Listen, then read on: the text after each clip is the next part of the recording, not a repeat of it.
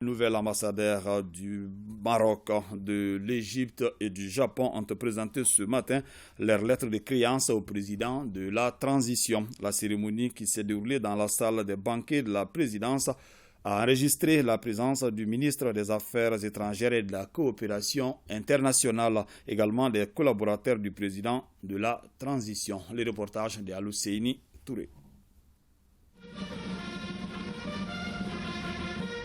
Cérémonie solennelle pour cette présentation des lettres de créance des nouveaux ambassadeurs du Maroc, de l'Égypte, du Japon au président de la transition, le colonel Assimi Goïta.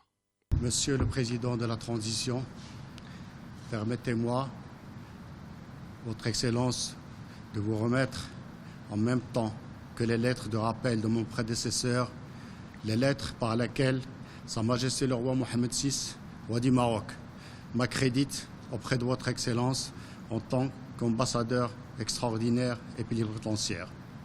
Driss Isbahen est le nouvel ambassadeur du royaume chérifien au Mali.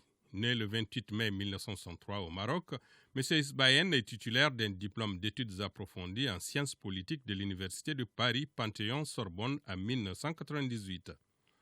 Sa carrière diplomatique débuta en 1998 en qualité d'attaché des affaires étrangères à la direction des affaires africaines et asiatiques au ministère des Affaires étrangères de son pays.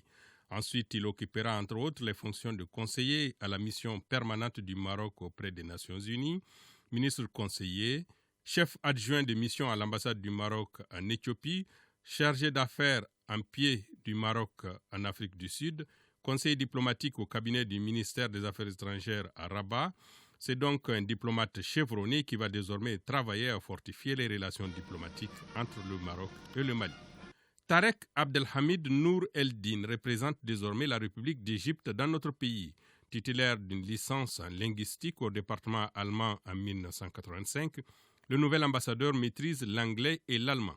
Il était avant sa nomination directeur du département Palestine au ministère des Affaires étrangères.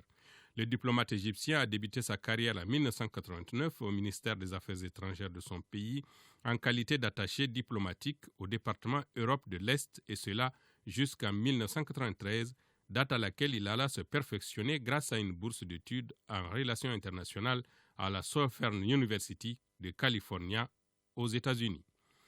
De retour au pays, il occupera plusieurs fonctions dont celui de consul à Jeddah en Arabie Saoudite de 1999 à 2003, premier secrétaire au bureau chargé des affaires européennes au ministère des Affaires étrangères, puis conseiller à l'ambassade d'Égypte à Varsovie en Pologne.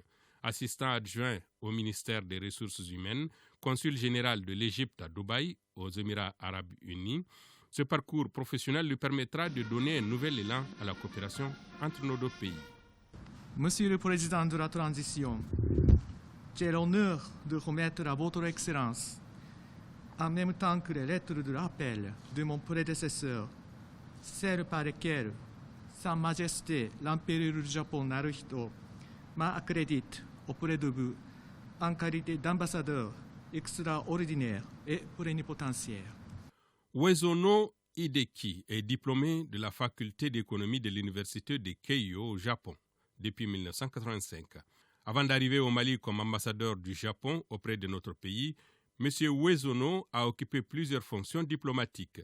Il a notamment occupé le poste de premier secrétaire à l'ambassade du Japon en Côte d'Ivoire en 2003, consul général du Japon à Strasbourg en 2005, directeur suppléant au service général de l'Europe au département des affaires étrangères de son pays, premier secrétaire à l'ambassade du Japon au Maroc, puis le même poste en Côte d'Ivoire en 2017, directeur adjoint au service des passeports.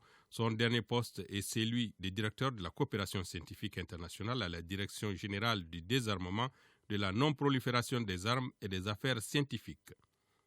3 pays donc, 3 ambassadeurs d'expérience pour une coopération plus dynamique et plus marquante avec le Mali.